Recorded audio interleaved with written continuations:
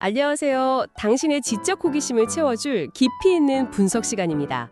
오늘 우리가 함께 파헤쳐볼 자료는 직장에서 상호성의 법칙을 통한 성공이라는 글인데요. 제목부터가 좀 흥미롭죠. 직장에서 성공적인 커리어, 또 좋은 평판 이걸 쌓는 비결이 바로 주고받음. 그러니까 상호성의 법칙에 달려있다. 이런 주장이에요. 이 자료를 통해서 당신의 직장 생활 속의 원리를 한번 같이 파헤쳐 보겠습니다. 핵심만 쏙쏙 뽑아서 당신이 좀 더 정보에 밝은 사람이 되도록 돕는 게 저의 목표입니다. 자, 시작해 볼까요? 네, 이 글은 그 시작부터가 아주 근본적인 질문이에요. 인간 사회가 어떻게 협력하면서 발전해 왔나 이거죠. 거기에 대한 답으로 상호성의 법칙을 딱 제시합니다. 누군가에게 뭔가 받으면 언젠가 갚아야 한다. 이런 무의식적인 약속. 이게 어떻게 보면 사회적인 부채감 같은 건데 이게 협력의 기초가 됐다는 거죠. 그리고 이 원리가 지금 이 현대 직장 환경에서도 여전히 아니 어쩌면 더 강하게 작용하고 있다는 게 이 글의 핵심 주장입니다.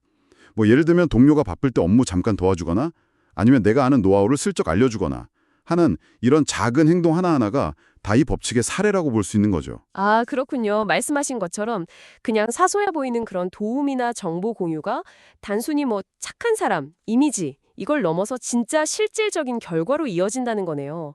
그럼 이 주고받음의 원리, 이걸 우리는 직장에서 어떻게 좀 더 전략적으로 활용할 수 있을까요? 자료에서 강조하는 기버 그리고 테이커, 이 개념이 핵심일 것 같아요. 맞습니다. 정확해요. 기본은 자기가 받은 것보다 더 많이 주려고 애쓰는 사람. 그런 거죠. 반면에 테이커는 자기 이익을 완전 극대화하려고 받는 데만 집중하고 주는 건 좀 인색하고요. 근데 여기서 중요한 건 이 자료가 그냥 기버가 됩시다 이런 도덕적인 이야기만 하는 게 아니라는 점이에요. 자료를 보면 기버들은 동료들이랑 긍정적으로 상호작용하면서 더 풍부하고 질 좋은 정보를 얻게 된대요. 자연스럽게. 이게 결국엔 더 나은 의사결정이나 문제 해결 능력으로 이어진다고 분석하더라고요. 신뢰를 바탕으로 한 그런 협력 네트워크? 이게 저절로 만들어지는 거죠. 와, 정말 흥미로운 분석인데요. 단순히 착한 사람이다, 이게 아니라 더 유능한 사람이 될 가능성이 높다, 이런 이야기네요. 근데 현실에서는 기버가 자기 시간이나 에너지를 막 쏟다가 오히려 이용당하거나 손해보는 경우도 있지 않을까요? 혹시 자료에서 그런 부분, 그 균형점에 대한 언급 같은 것도 좀 있나요? 네, 좋은 질문이세요. 물론 무조건 다 퍼주는 게 항상 최고는 아닐 수 있죠. 이 자료도 그 점을 놓치지는 않아요. 성공하는 기버들은 자기 이익도 챙기면서 그러니까 현명하게 남을 돕는다는 거죠. 그 경계를 잘 안다고요. 반대로 테이커 경우를 보면 단기적으로는 이득을 보는 것처럼 보일 수 있어요. 분명히. 하지만 자료는 명확하게 경고합니다. 시간이 지나면서 평판이 확 나빠지고 중요한 정보나 기회에서 완전히 소외된다는 거죠. 결국 조직 안에서 고립되는 거예요.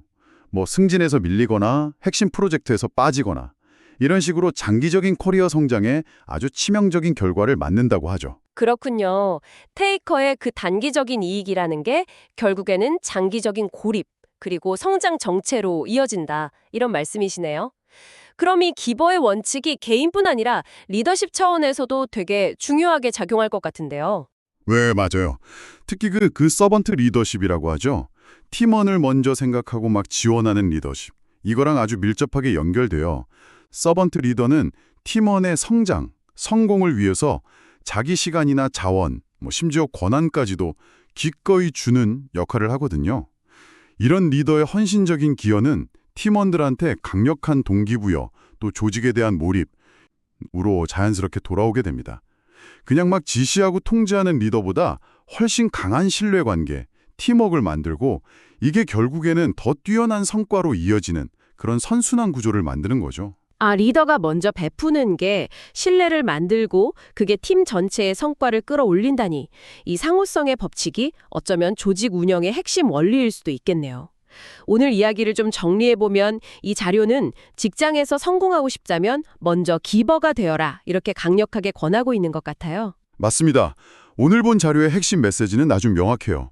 직장에서 상호성의 법칙, 그러니까 주고받는 원리를 잘 이해하고 의식적으로 기버 자세를 실천하는 것. 이게 장기적인 성공, 긍정적인 평판, 그리고 강력한 협력 관계를 만드는 토대가 된다는 거죠. 이게 단순히 뭐 착하다, 이타적이다 이런 걸 넘어서요. 조직 내 신뢰 자본을 쌓고 시너지를 만드는데 아주 효과적인 전략이 될 수 있다. 이 점이 중요합니다. 네, 자료는 계속 강조하더라고요. 받기만 하는 테이커는 결국 신뢰를 잃고 외톨이가 되지만 먼저 베푸는 사람은 강력한 인적 네트워크, 그리고 존경을 얻게 된다고요. 당신의 그 작은 베품이 당장은 눈에 안 띄어도 언젠가 정말 예상치 못한 기회와 성과로 돌아올 수 있다. 이 메시지는 꼭 기억할 만한 것 같아요. 자료 마지막 문장처럼 직장 생활의 성공은 결국 얼마나 많이 얻었느냐보다 얼마나 많이 주었느냐에 달려있다. 이 말이 참 깊은 울림을 주네요. 그래서 한 걸음만 더 나아가서 생각해 볼 만한 질문이 하나 떠오르는데요. 지금까지는 개인이 기버가 될 때 얻는 이점, 그리고 조직 내 상호작용, 여기에 좀 초점을 맞췄잖아요. 그런데 만약에 조직 구성원 대다수가 의식적으로 기버가 되려고 막 노력하는 그런 문화가 만들어진다면 그 조직 전체는 어떻게 변할까요? 단순히 그냥 좋은 효과만 있을까요? 아니면 혹시 뭐 너무 과도하게 베풀려고 경쟁한다거나 예상치 못한 부작용 같은 게 생길 수도 있을까요? 조직 차원의 상호성은 개인 차원과는 또 다른 역학을 가질 수 있거든요. 이 질문은 당신이 앞으로 더 탐구해 볼 만한 아주 흥미로운 영역이 될 것 같습니다.